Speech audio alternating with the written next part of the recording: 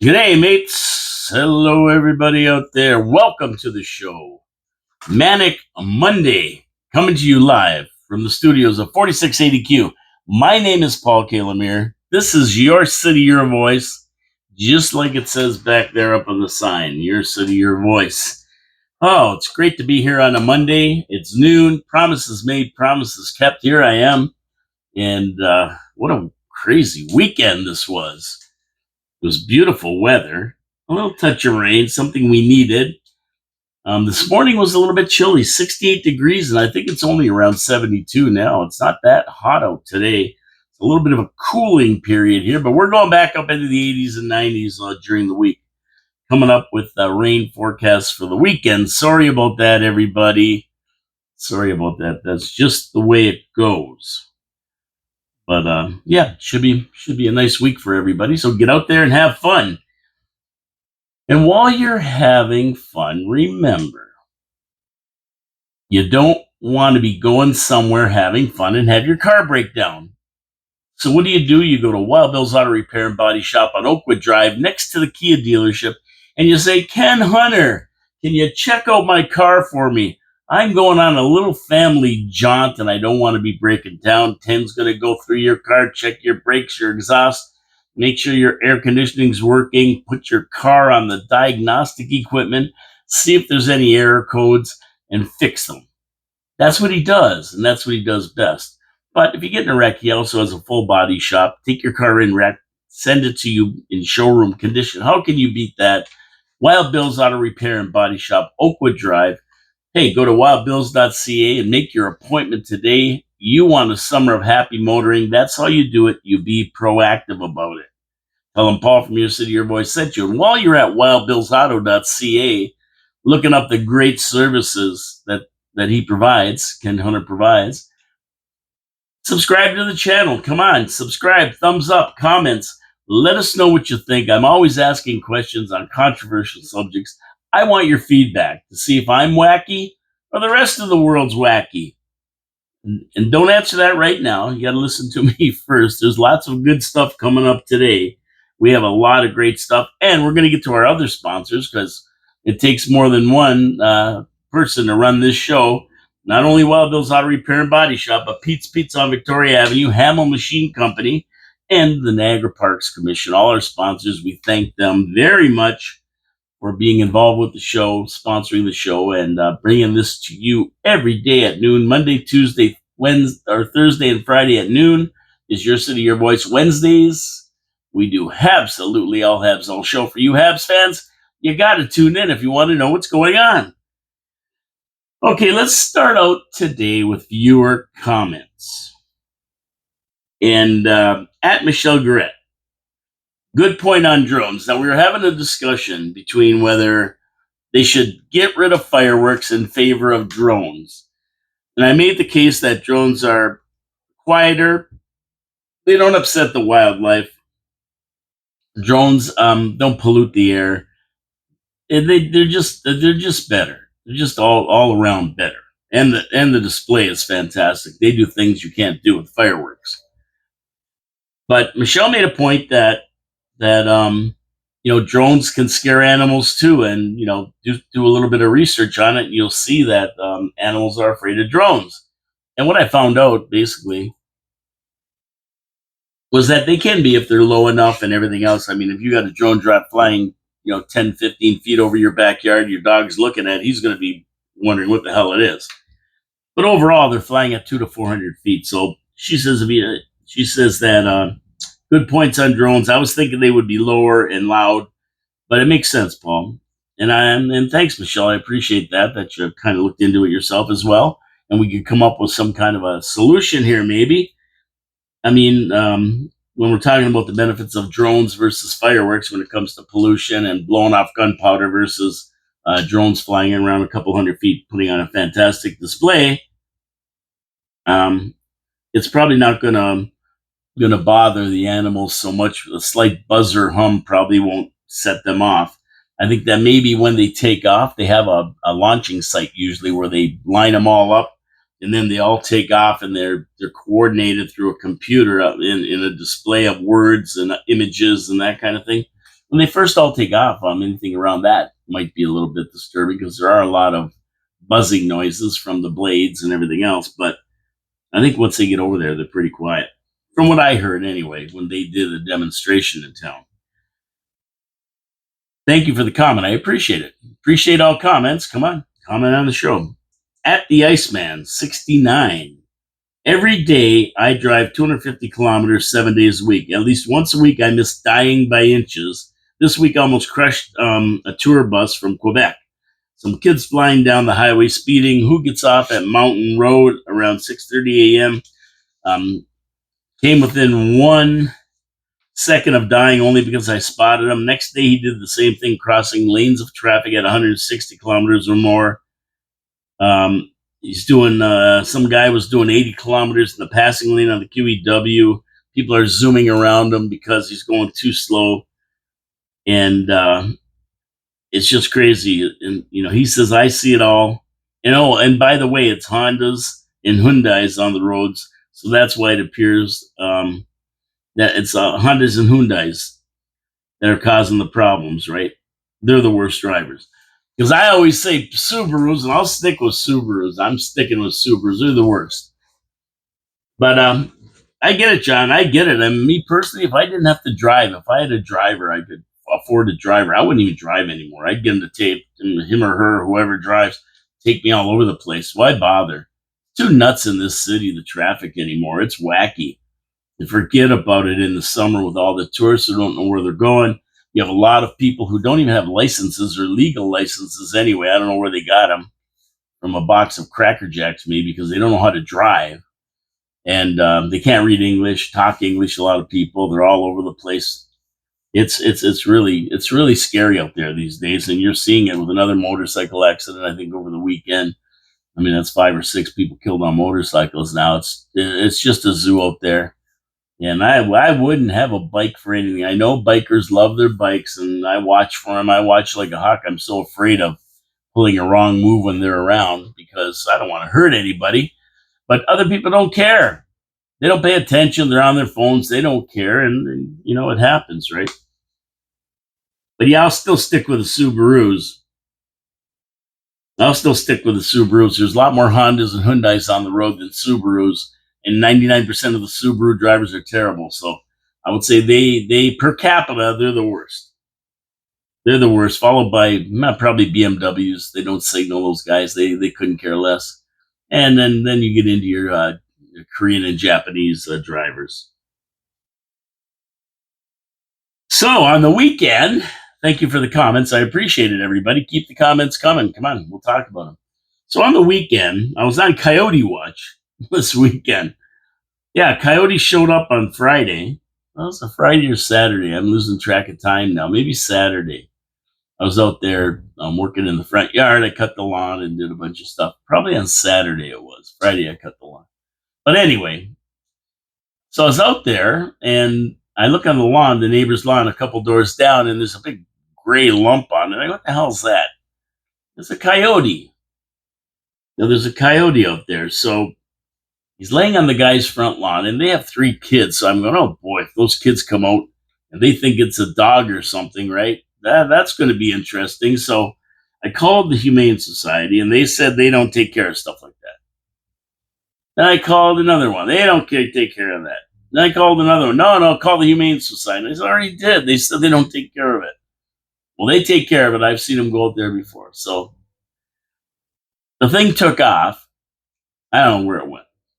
Took off. So I never got a hold of the Humane Society. So I called again on Sunday. On Sunday, the thing was laying on the neighbor's front walk, on the sidewalk in front of a neighbor's house. So I called them then, and of course, all the neighbors around there are out, and I think they're all calling too. So the thing comes walking down the sidewalk, and it's a ratty thing. It's all mangy and everything, and it looked terrible. And it went and laid on the same front lawn it was laying on before. So I called the Humane Society again. They came out this time, maybe because so many people called. And of course, I put it on Facebook about the Saturday night or a Friday night, I think it was. I'm losing track of time here, but either one of them, it came onto my driveway at 6:30 in the morning, and it took a dump on my driveway. So I had to go clean that up. Rubber gloves and a mask. I mean, who knows what the hell this thing's got. And then all of a sudden it shows up again, and then it was there. Then the Humane Society came, and by that time the thing had got up and walked into the backyard of that house. And then the Humane Society girl, she was really nice. She went back there and looked for it with a big stick with a hoop on it. You know those things they use? Not there. Not there. Yeah, like, where's the Roadrunner when you need him? Nice little Acme anvil over the head would probably have cured this situation. But yeah, so he took off, and then I get a picture from my buddy Bob Ricci on Portage and Morrison. He lives in McGarry's old house. He's got a picture of the thing sleeping on his back furniture, right? He goes, "I found your coyote." He says, "But it's a fox, not a coyote." And I go, "Oh yeah, look at the picture. I could see with its face in that it was a fox, but it was so ratty, its fur in that it wasn't red. It was more a dirty gray or something like that. But you could tell by its face it was a fox." And they called the Humane Society again, and one time they got there, the thing took off, but he had to take all his cushions off his furniture, wash them all, and he's got dogs that go up there, and he don't want them getting the mange or anything, any diseases this thing has. So the little villain, the little criminal, is still on the loose, and I think it can be cured. The thing, it just needs a little bit of medicine for the mange and a little bit of care, and it can be killed. And I said to the thing, if they can catch it and get it to somebody that can fix this fox up, you'll probably be okay. But he's hard to find. I didn't see him today yet, so I hope they catch it and gets help and it gets better, because they're beautiful animals, foxes. I hate to see them suffering. That poor little guy, he's probably not doing too good. He's itching. His tail is like a rat's tail with no fur on it. So I hope they get it. That's my adventures with Wile E. Coyote, and he is wily, sly as a fox. Is true. He gets away from anybody who's trying to get a hold of him. Anyway, that's for sure. I don't know if you've been watching Netflix at all, but there's a show on there now called Building the Band, and I'm watching it because we have a local girl on there, a local woman on there. She's 27 years old. She's not a girl. Valerie Borghese, Vivi, they call her. And she actually performed at the Rick Rose event we had on Queen Street when they named the road after Rick Rose, part of Queen Street. Well, we had entertainers there. 4680Q kind of had an entertainment thing going, event going, in conjunction with the naming of Queen Street, part of Queen Street after Rick Rose.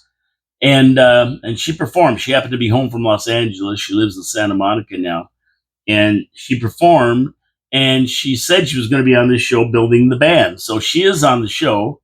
And when she was her turn to get up and sing, she made it through. And the concept is basically they have 50 people, and everybody gets a shot at doing a song. And then the other 50 people vote on whether they would want that person in their band or not. And if you get over 5 votes, you get to stay. If you get under, you got to leave. And then as they progress through all the singers, people start saying, "Oh, I'd like them in my band." And then they have a time when they can contact each other and talk to each other about what their vision is, what kind of band they want to start. Like, some want to start a boy band. They just want all guys in it. Other ones want girl bands. Some want mixed. And they start discussing with the people that they liked, that they made note of, and ask them if they want to, do this band together. And eventually they're going to get it down to 6 bands who are going to compete with each other. So they've already formed a couple. It's really interesting, actually. They've already formed a couple. Vivi hasn't got in a band yet, but she probably will. Let's hope she will, because anybody who doesn't have the band at the end of the 6 bands being named, they're out. They're basically out. There's only 6 bands, and you can have 3 to 5 people in each band. So pretty interesting, but it's neat to see a local girl on there doing a really good job. She's so talented.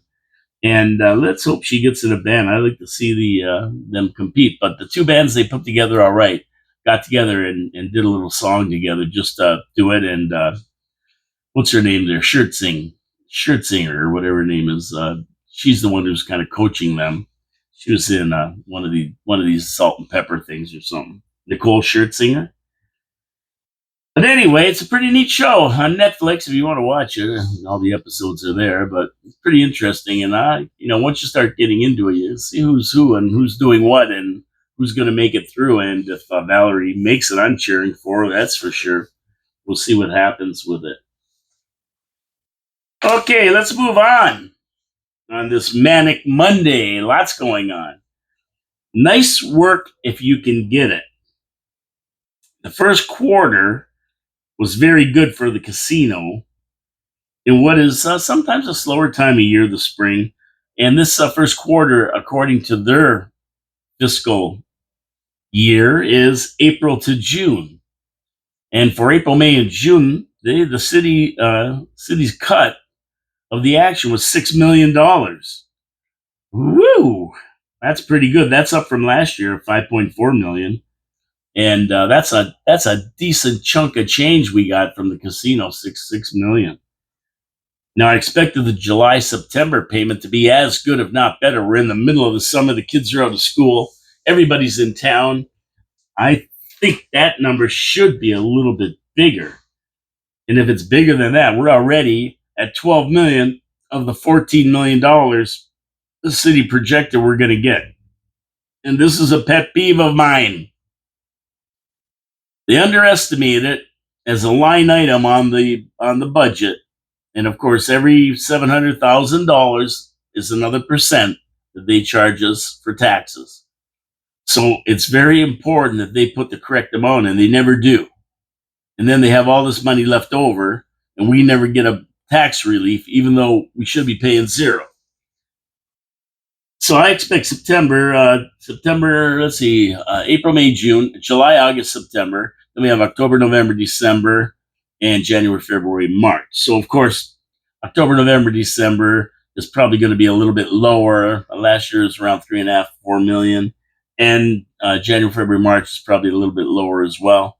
It's 3 or 4 million. So even 12 million, 16 million, 20 million, over 20 million, and they estimate 14 million.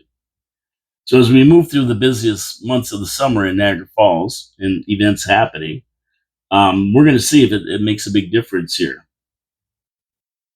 We're going to see if it makes a big difference, but they've only estimated 14 million we're going to take in, even though it's probably going to be closer to 20. So even though the ledger says that we only get 14 million, which causes our tax situation to be in the situation where we have to pay another 5% on our taxes, it makes it look really worse than it really is. And that 5% can be erased by 3.5 million, which is there. They don't have to raise our taxes. I'm telling you, they're going to give you the big baloney story. The squirrel, I call her the squirrel, Tiffany Clark, the squirrel. She likes to squirrel money away in reserve funds and that rather than give it back to taxpayers. That's a known trait of hers, the squirrel. And always, coming up with baloney excuses like, oh, they could cut it off at any minute. And, yeah, right. Sure they can. But they're not gonna. They got 2 casinos that are performing. I mean, why are they going to cut it off? I mean, it was cut off because of COVID, but that had nothing to do with the casinos. The one in the state stayed open. We shut down because these idiots in provincial government that run the province in Canada, the criminals Tam and Moore and Hergy, they're the ones who caused the problems. They should pay back the money we lost, the 18 million or whatever we lost. They should be the ones. They closed it down, even though the one in the States was fine. Seneca was open. They should be sued for that money and get it back for their sunshine list salaries, like $500,000 a year salaries. And I don't agree with the squirrel and the penguin on this matter. They say it's because it can be shut off, but that's baloney. Don't buy. That's gaslighting. That's gaslighting. Now, if City Council and the Penguin can get their act together, they would really, really make more money because they should tell the Niagara Regional Police that it's over. They're not skimming us for $3.6 million a year. The handout's over. Save the city 18% of our take. Right? So that's $6 million. We have to give the police, Niagara Regional Police, $1.8 million for no reason. For what? They already patrol the casino area. Why are we giving them an extra $1 million? Their budget is $213 million, and Niagara Falls pays the lion's share of it, along with St. Catharines, because the bigger cities pay more money. We already pay out of the 213 million. We probably pay 80 million. We pay a huge amount of money. I don't know exactly what the number is, but we pay a lot of money. And so does St. Catharines. Maybe not that much, maybe 40 million, 50 million, whatever it is. It doesn't matter. We pay the lion's share. And then places like Fort Erie and Port Colborne and the small Waynfleet, Grimsby, Beamsville, they pay less because they're smaller cities. They don't need as many police patrolling the area. But they already patrol the city. So why are we giving them another like three or 4 million? It's ridiculous. That's the worst deal I ever heard of. Probably worse than the Ghetto Dome. Yeah, it's way worse than the Ghetto Dome. The Ghetto Dome was bad. The city giving away our tennis courts that taxpayers paid for and somebody else controlling them. That's bad. That's a bad deal. Real bad deal. But man, just handing away, $3.6 million or something a year, that's really bad for people. The people already do what they're supposed to do. So crazy. Do the math. Do the math. You don't have to be a genius here. Do the math. But if we could even save that 3.5 million we give the cops at $700,000 per percent of increase in our taxes, that right there would have put a tax increase at zero. Just telling the cops to take a hike. Hey, I don't run the city, but if it was me, that would be the first thing I'd do. That thing would come off the book so fast it'd make your head spin. I'm going to sign executive orders. Yeah, I'm not mayor, though. I'm not mayor, and the mayor, he doesn't have any power anyway. City council makes the decisions, but I'd sure lobby for it, I'll tell you that. And I'm not running for mayor, so forget about it. Just telling you what I would do if there's anybody out there with half a brain who wants to run for mayor. This is what you got to do. Got to get the Doge guys going. Stop the waste. Stop the giveaways. Stop the corruption. Another 700,000 right over here. Half a mile from where I'm sitting. For what? We don't even know. We can't see their books. The Innovation Hub. That thing would be cut off. That's another. Right there's $4.5 million. I give you a 1% rebate. I just did those two things. Oh yeah. Oh yeah. You think I'm? People are gonna say he's nuts. That's not right. That's right. Believe me. Believe me when I tell you I'm right. Now I'll prove it to you because none of those guys will take me to task on it. I've never heard. I've said this a million times. Nobody's ever taken me to task. So I got to say that I'm right. Somebody can give me any other numbers or whatever without gaslighting, trying to gaslight people. I talk to them about it, but that's the way it is. You do the math yourself. You don't need me. You can add 2 and 2. You can get 4 pretty quick. So anyway, you got to get rid of that. We got to start getting smart, and that's why you got to listen to the show, and that's why we got to vote in 2026. And more than 27% of people have to show up. Got to get people in there and know how to count beans. Know how to count money and save the citizens money rather than blowing our money on $25,000 ping pong tables and $17 million nature trails when we have a 32 miles of trail for free right down the end of the street here from Fort Erie to Niagara Lake. Spending more money. Oh, there's 17 million. That's a 10% decrease in our taxes if we don't spend that. Yeah, at least that. At least 10%, maybe more. Anyway, I digress. I mean, what's the difference? Nobody cares, I guess, because nobody ever takes them to task. Okay, I'm going to talk about our justice system at work. Another one of my pet peeves. Monday, I get all riled up. I don't know why. I get in here on Monday. I read these stories all weekend, then I get all riled up. All fired up. I'm going to get to my second sponsor, Pete's Pizza on Victoria Avenue. And, there's always that Friday where you say, you know what, I don't feel like cooking. But even Monday, Tuesday, Wednesday, it doesn't matter what day. There's days you just don't feel like making anything. So what do? Pick up the phone down 905-374-2222 and you say, Rex, Make me a beautiful pizza using that Mancini recipe sauce and that beautiful Mancini recipe crust. Put that beautiful mozzarella brick cheese blend on it in just the right ratio. Throw on some fresh toppings for me. Throw it in the oven, cook it just right, and get it to my house. I want a pizza. And that's what they do at Pete's Pizza. That's why they're so good. And they do it consistently, time after time. That's why I enjoy having a Pete's Pizza. And my favorite's the Canadian with pepperoni and bacon crumble and mushrooms. That's the one I usually get. Bellissimo. Beautiful. What else they got there? Well, they're not a one-trick wonder over there. I'm telling you, they have beautiful chicken wings. Really, really good chicken wings. They have steak and cheese poutine, steak sandwiches, panzerotti. They have a full menu. It's 3 pages that folds out.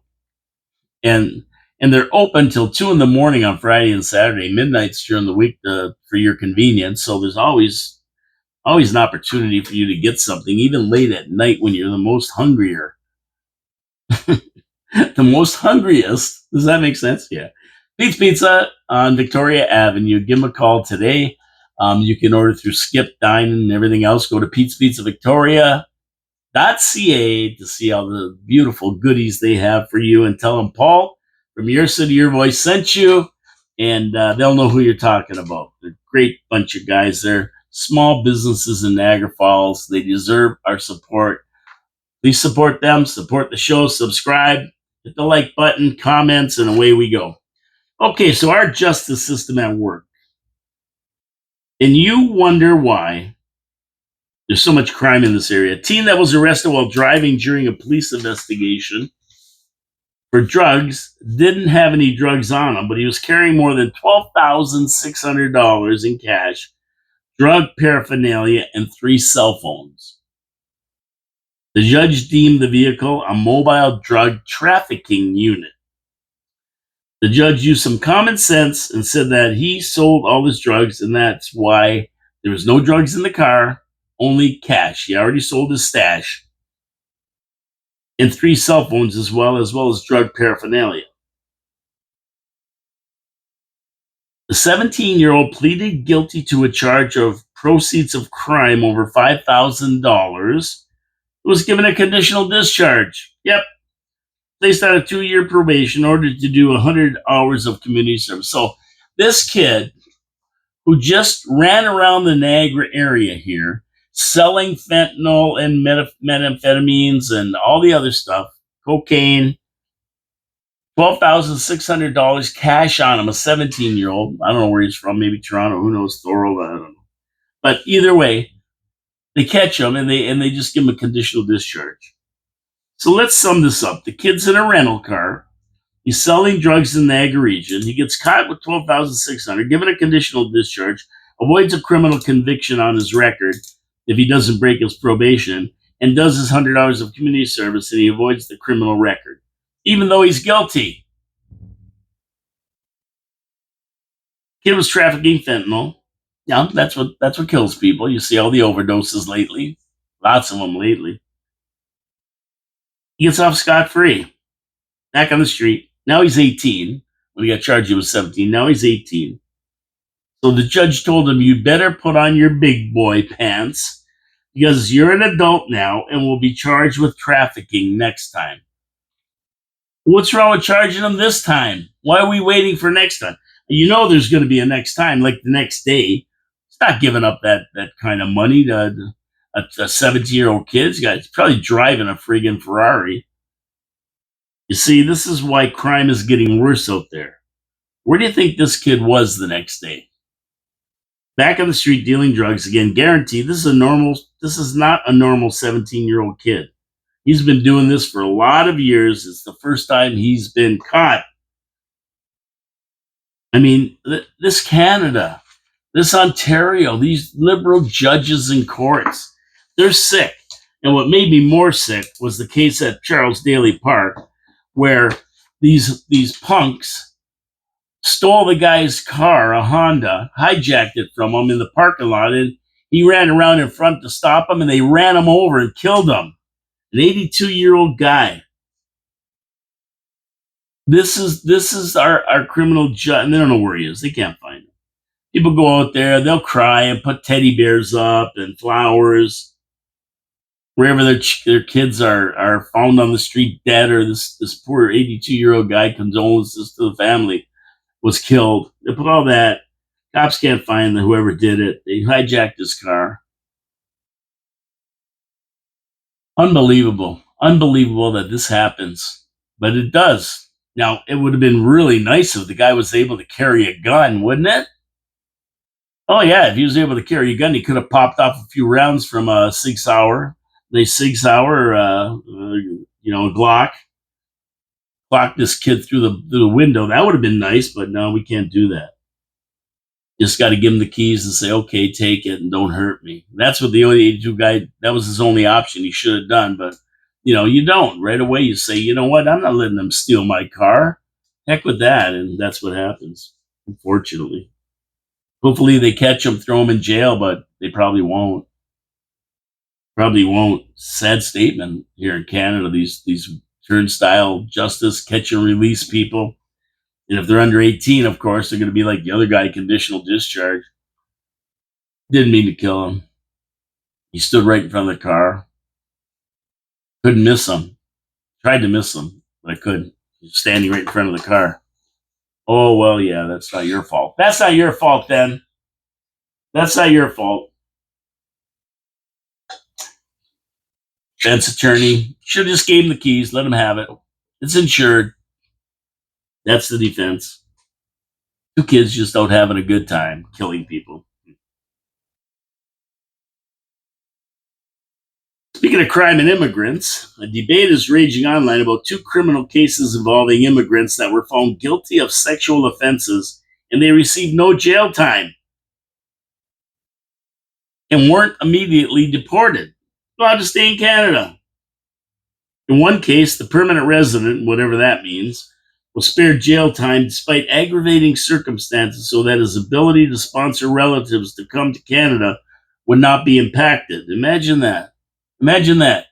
We don't want to charge you with sexual assault because it will impact your ability to bring family over from wherever he was from, India maybe. Can you imagine this decision by the courts? They didn't charge him. This is what you call insanity. The other case, a foreign national in Canada on a student visa was given no jail time, yet his crimes were egregious enough to maybe have him removed from Canada. Maybe. Send him packing immediately. The first case I was talking about involves a guy named Samarpreet Singh, a bell technician that was working in a woman's home, exposing himself while asking inappropriate questions regarding the victim's physical attractiveness. Singh was a resident of India on a work permit. He was handed 90 days house arrest and 12 months probation. House arrest. 90 days. The victim had to move out of the area. She was totally traumatized by the event. But now, I got to say, I know this is a wacky question, but why was he able to expose himself for 20 minutes while talking to her? I think she would have left the premises immediately and called the cops. Either way, this guy should be gone, but his defense argued that he should be spared a custodial sentence because it would impact his immigration status. I mean, the guy should be deported right away. No questions asked. You're gone. That's it. You're out of here. There's the next plane at Pearson Airport. It's leaving in an hour. You're on it. But you're going to jail for 25 years, one or the other. Second case, Akash Kumar Kant was convicted of trying to hire a 15-year-old prostitute during a sting operation where Peel police posed as a minor online. Despite his conviction, Kant, who is now a permanent resident of Canada, argued that his status should not be changed by the sentencing as he wants to bring his wife to Canada. Oh boy, that's rich. Oh yeah, he's trying to have minor hookers. He's trying to hire hookers, minors, under 16, and is bringing his wife here. How's that going to work out for the guy? You're sentenced to 12 months probation. He should have been deported and his citizenship revoked immediately. Gone. You're out of here. My goodness. Now his wife's going to come over and have to deal with this craziness. I mean, sex crimes are the worst. Sex crimes are the worst. These criminals are rarely rehabbed. They're not going to be rehabbed. They don't get it. They don't get the rules in Canada. They're going to do the same things over and over. He should be dealt with more severely, especially the Bell Canada guy he's in a position of trust. People let him into their home to repair things and that. He's in a real position of trust, as are a lot of other service people, Coach Go or whatever. And you don't expect them to pull stuff like this, but when they do, they should get it bad. I mean, they live in they're from different countries whose rules are different. They don't want to adhere to our laws and break them without thought. They don't care. They don't want to assimilate when caught. They just plead ignorance, and that's the sad part. They get away with it. They get away with it like these two guys. I'll say it again, and I've said it many, many times. No excuses. Detain, deport, incarcerate. Detain, deport, incarcerate. Detain, deport, incarcerate. You either detain these guys, throw them in the slammer, you deport them, like these two guys should be deported, or you put them in jail for good with a harsh sentence. The only way to solve this epidemic. I'm not going to solve it by $25 bails and telling them, oh, you be good out there. Oh, yes, I'll be good. I'll be good. Don't worry, I'll be good. I've learned my lesson. No, you haven't. Okay, enough about crime. Let's see here. We got the socialists working against us. Our conservative candidate for MPP, you remember her? Turn the page on conservative fiscal responsibility in government, the socialist agenda. Interesting. Councillor Ruth Newesteg, affectionately known as Only 8 by me, is pushing for free bus rides for seniors and teens. Aren't they the ones who ride the buses? So that means it's free for everybody. If they're not paying, who's paying? They're the ones who use the buses most. They get passes and stuff. I think everyone knows the answer to that. The buses don't run for free. And the taxpayers are going to foot the bill. Who else? And what's really sad is that we've already been hammered by the Transit Commission. We ran these buses for $7.5 million a year. A couple of years ago, we gave them to Niagara Region to control the transit, gave them the buses, gave them all the hard, gave them everything. And we're supposed to come out of this even. So what it cost us before, $7.5 million, was supposed to cost us the same. But immediately the cost doubled to about $17 million. And the Councilor Lococo is still on this about it. Wants to know why. So our share is now doubled, even though the bigwigs said that it would even out. You know, that's how it works, right? A lot of lip service, never anything good. So when the Niagara Transit is running a deficit and costs us millions more, and then the councillor wants to offer free bus rides, I mean, I don't, I understand giving teens and seniors a break. I do. And I would love to give it to them free. But the Doge in me says no. We're running at a deficit. It's costing us double what it cost us before. We're never, ever going to catch up. It's going to be even more next year. Their budget's going to come in higher. And we can't give stuff away. I mean, unless they can find sponsors that are willing to sponsor this, kick up the money that we're losing, okay, fine. But we got to, there should be a law where any of these city councilors that come up with these harebrained schemes, for every dollar they want to spend, they have to find $2 of savings. So you want to buy a $25,000 ping pong table? Great. Now go out and find $50,000 of efficiency. You want to spend $17 million on a walking trail? You save us $34 million somewhere. 2 for 1. $2 saved for every dollar you want to spend. And I don't care if it takes you 20 years to give us the $34 million. That's when we build it, 20 years from now, where you get it next year. You might find some big wig who wants to kick in a few million. But there should be a law that we just can't do this. Even if it's dollar for dollar. For every dollar you want to spend, you got to have a dollar of savings somewhere. That's the only way we're going to get out of this. If we just keep spending and spending and spending and coming up with schemes like this, we're never getting out of it. Conservatives are fiscally responsible. They want lower taxes, not higher taxes. She was running for conservative. She's no conservative, not even close with schemes like this. No, you've got to find enough money to cover what we're going to lose. That's the bottom line. That's the bottom line. And that should be with everything. Every time we spend a dime, we find a savings of $2 so that we don't have to go back to the taxpayers and pick their pockets again. There's efficiencies. We don't need a $17.5 million trail, $17 million trail. We don't have to give the police $3.5 million. We don't have to give away this kind of money. We can save money, and we get $20 million from the casino that they dole out under rules they made years ago. Not laws, rules. They can change them anytime they want. They can balance this budget if they want, but they don't want to. That's the problem. And that's where us taxpayers have to get on them about it. Now, she's looking for council support to pass this motion at the next meeting. And although the region will have something to say about it because they control the transit and the money, I mean, we got to say no. We got to say no. The people who are running the buses, the people who are on the buses, you watch and see who they are. They have to pay. That's the bottom line. Taxpayers can't afford it. We can't afford it.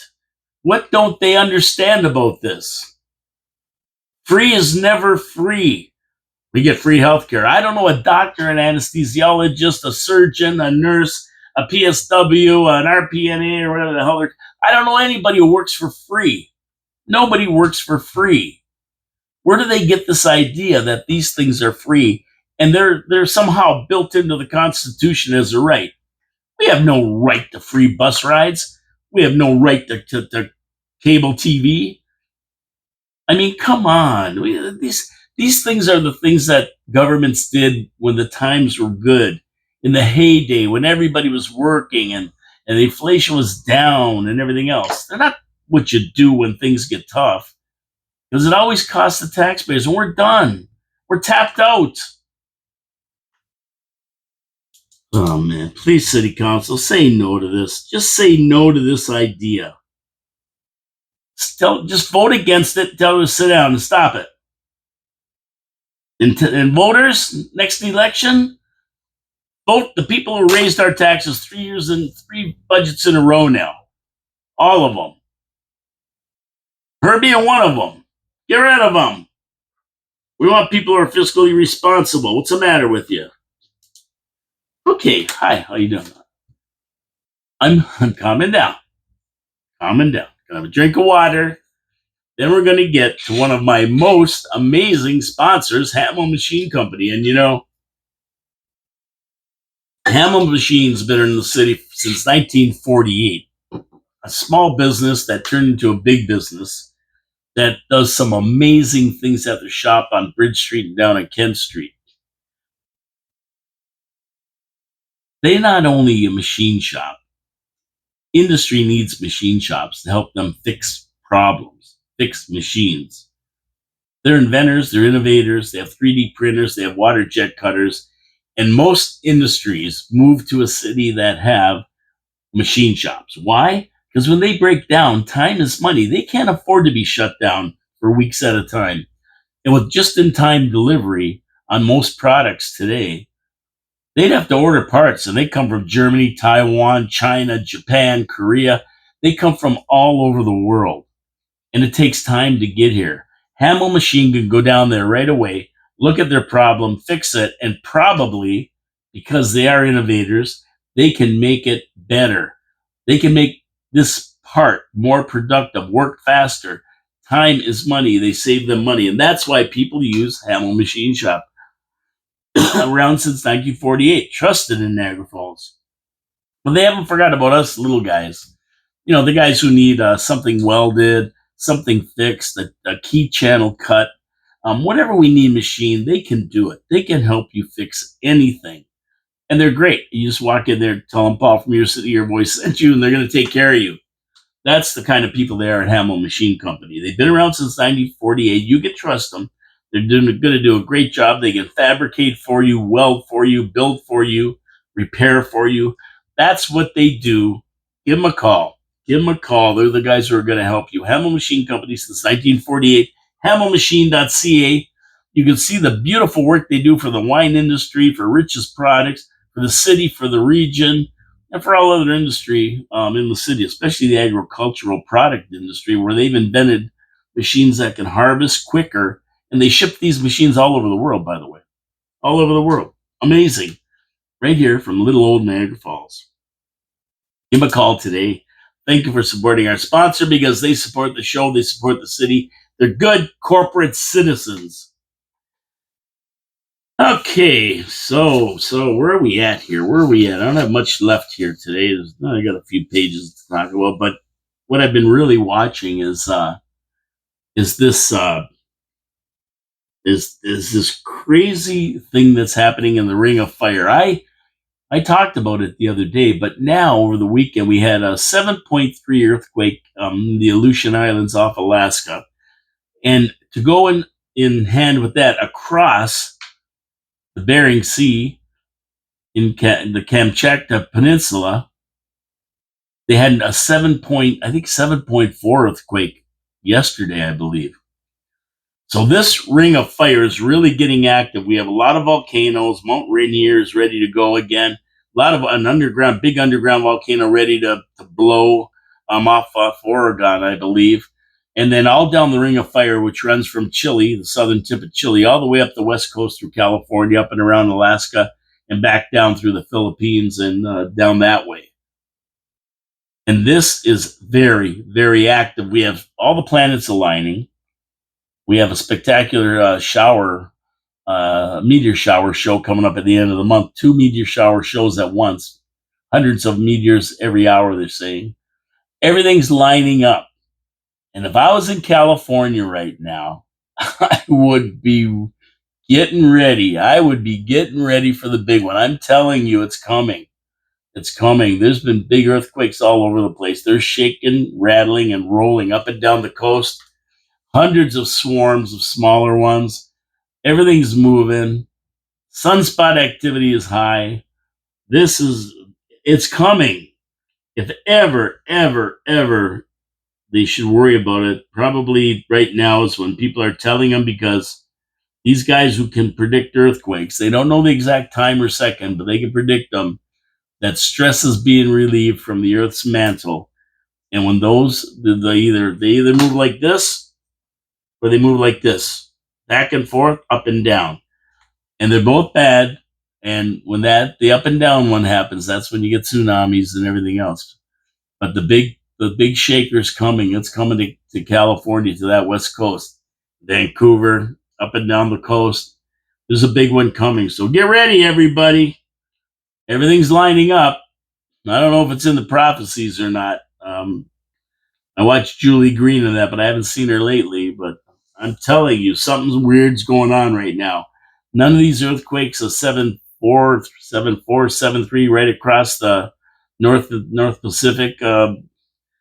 Yeah, it's more than a coincidence, believe me, unless you believe in coincidences.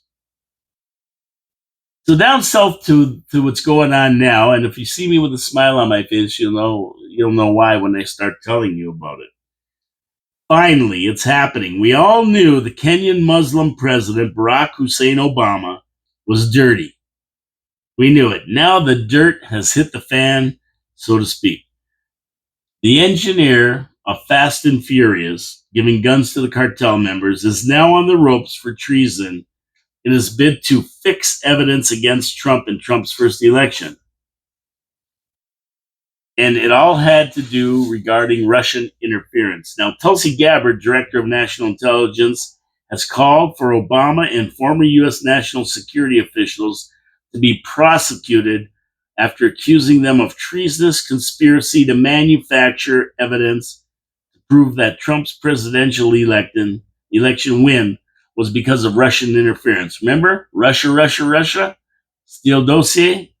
Gabbard said Obama and senior officials laid the groundwork for a years-long coup to bring Trump down after he beat Hillary Clinton in 2016.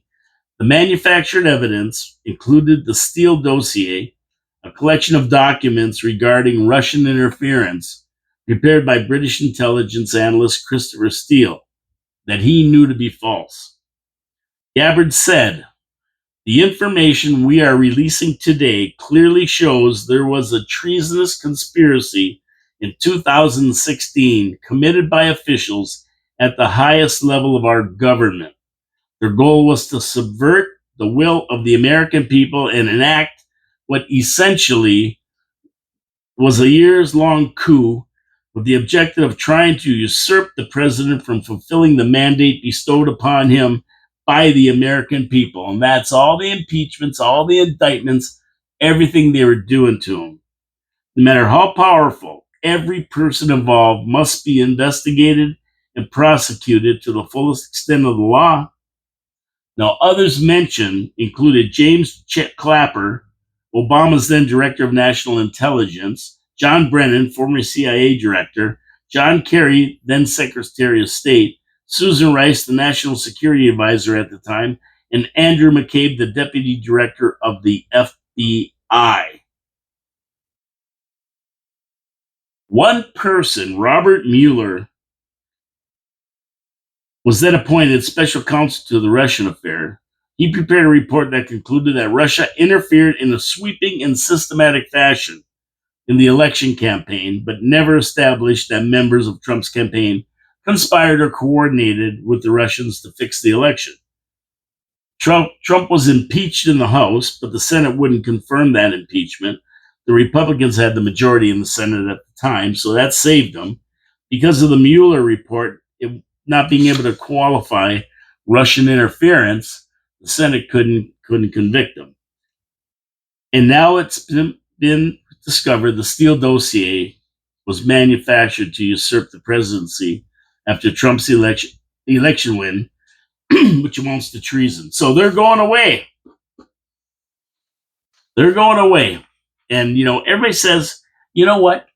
They've been saying, everybody's saying that, and nobody ever does anything. But Tulsi Gabbard made a really good point. And her point was this, that as much as they're trying to indict them and arrest them for treason, they're fighting back just as hard. They have a lot of money. They have the best lawyers working for them. They have a lot of pull with the deep state. So it's not as easy as just saying you're indicted, you're under arrest, you're going to jail. No. They're going to fight back so hard, it's going to be unbelievable. But the evidence is there, and it's going to go down. You just have to be patient. Everybody is waiting. Now, General Michael Flynn had something to say about this. And we'll get to that after I talk about my third sponsor, Niagara Parks Commission. And, we've all been down there. We've all been down to the parks, and we know how beautiful it is. 32 miles of parkland, with the centerpiece being the seventh natural wonder of the world, Niagara Falls. It's amazing down there. And we have custodians that have been given the job to take care of all that parkway and that land. And they do a job that is second to none in the world. It's just beautiful down there. And I think the people from Niagara Falls that live here, we don't take advantage of it enough. We take it for granted. But if you've ever been down there, you'll know how beautiful it is and what a job the Niagara Parks does. But they don't just take care of the parkway, 32 miles of it. They actually have attractions that you'll love to visit if you come to Niagara Falls. Anybody coming to the falls, or even locals for that matter. They have the Butterfly Conservatory, the Great Gorge Trip, where you're standing next to Grade 6 rapids. You have the Spanish Aero Car. You have zip lining by the falls where you're sitting there zipping in front of the American falls, right to the Canadian falls. You have old power stations that have been refurbished and reopened where you can walk through the waste tunnels and get right to the edge of the falls. the Table Rock House. You have nature walks, butterfly conservatories, School of Horticulture. There's so many things to do when you get there. They have attractions passes, so you can get a one price, including a bunch of different attractions, whatever you want. And for people of Ontario, I think it's just for Ontario, but they have a parking pass. You can buy a seasonal parking pass for $50, and you can park in any of their lots. And they have lots that are like right by Table Rock House, a couple 100 yards away. One low price. So they do it right. We, as citizens of Niagara Falls, should take advantage of it more because it's just beautiful down there. We don't, but we should. Niagara Parks Commission serving you. NiagaraParks.com. Go check it out. You'll see what they have. You can buy these passes and everything else there, and you can really, really enjoy your time when you come to Niagara Falls. You can tell them Paul from Your City, Your Voice sent you. 4680Q Radio. They might not even know who I am, but they're really, really good at what they do, and they've been taking care of it for years and years, as long as I've been alive anyway. Niagara Parks Commission, visit the city, talk to the Niagara Parks Commission about anything you want. Support our sponsors because they support the show, and we thank them very much for being one of our valued sponsors. Okay, so General Michael Flynn, he's the U.S. Army lieutenant who served in the 24th U.S. National Security Advisor in the Trump administration. So he was Trump's 24th U.S. National Security Advisor. Was forced to step down after 23 days because of the Mueller investigation. So this fake investigation was the reason he had to step down.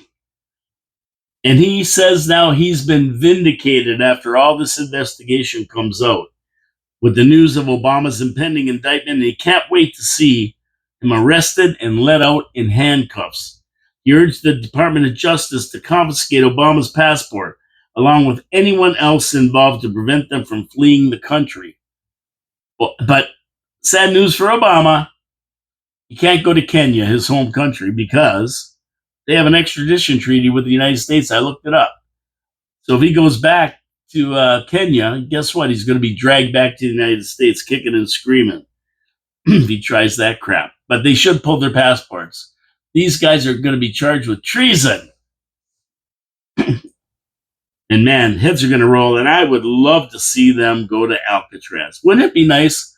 Obama and Shifty Schiff, the first two prisoners at the new Alcatraz, because Trump's opening Alcatraz up again.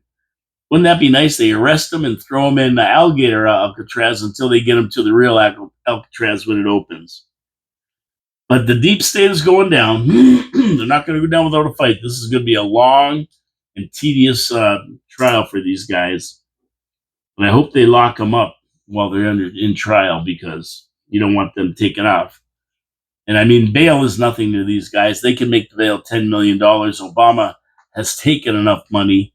He's worth 50 or 60 million. The guy had nothing going into the White House, and he's got 50 or 60 million on the way out. Clinton's had nothing. They're worth 200 million or more now. And they paid for Chelsea's wedding on $2 or $3 million. They took from USAID. I mean, just ridiculous. They're all on the ropes. They're all going down. And it can't come soon enough for me. And really, this doesn't end with the arrests. There's a reason Trump isn't releasing the Epstein files, and this all has to do with it. The president flew Matt Gaetz in the way at Washington, and some are speculating he's going to be appointed the special prosecutor to deal with these criminals. Trump, Bondi, and Gaetz are all playing roles behind the scenes, and it won't just be payback. It'll be exposure on a historic level. It should all happen in the next 2 or 3 weeks. If a special prosecutor is named, then Gaetz would be the logical choice. That's why Trump called him to the White House. And the indictments are moved to Florida, where Gaetz is from. They're not going to have the indictments. They're not going to issue them from the sanctuary states like New York, who fix everything. California. You know this is going down, and this is the real deal. You got to stay tuned because it's going down, and I can't wait. And most people can't wait for this to go down. It's over, and it's happening. And there's a reason Trump isn't releasing those Epstein files. It has something to do with it all. And that's that. We'll see if that's right or if it's wrong. We'll wait and see what happens here. Anyway, that's it for me today. I'm done. We got another show tomorrow at noon, of course. Trash Talking Tuesday. See what comes down the pipe. Going to be more. There's going to be more. I'll guarantee you there's going to be more coming out. There's more all the time. But I will be here tomorrow at noon with Trash Talking Tuesday. Wednesdays, absolutely. Then we have Straight Talk Thursday, finally Friday. See what happens with those 2 days. And we head into another weekend. City Council next week. Next Monday, we'll be doing the council review with Dave Wheeler. Council meeting is on Tuesday. And then we're basically into a new month. I'm sitting here. I got a couple more weeks, and my mother turns 100 years old. We'll be celebrating her birthday next week, and not next week, and the weekend after, August 3rd. Lots going on. Lots going on as we move into August. We're almost there. And I can't believe how fast it went. But it did. And we'll watch these stories. Watch these stories. Watch for earthquakes. Watch for the wars. They're heating up. I think I'll talk about the wars a little bit more tomorrow because there's been a lot of attacks going on in Gaza and a lot of attacks on Syria. Russia's amped up a little bit on the Ukraine. There's a lot of stuff going on. We don't hear about it as much in the mainstream media because there's so much going on in the United States. Of course, Canada, there's nothing to talk about. Trump's going to put the 35% tariff on August 1st. So that's coming up. And Carney, I don't know what the hell he's doing. He's a waste of time. I just hope everything goes down and we become the 51st state sooner than later. Why monkey around? Why fool around with it? Anyway, I'm out of here. This is Your City, Your Voice. I'm Paul Kalemir in the studios of 4680Q on this beautiful, beautiful Manic Monday. Please support our sponsors, Wild Bill's Auto Repair and Body Shop, Pete's Pizza on Victoria Avenue, Hamel Machine Company, and, of course, the Niagara Parks Commission, the fabulous Niagara Parks Commission. Support our sponsors. They support the city. They're good corporate citizens. We'll see you tomorrow at noon sharp. Have a great day, everybody. I'm out of here. Take care. Be careful out there. Be careful. Watch for Subarus. That's all I can tell you. Just giving you some good advice.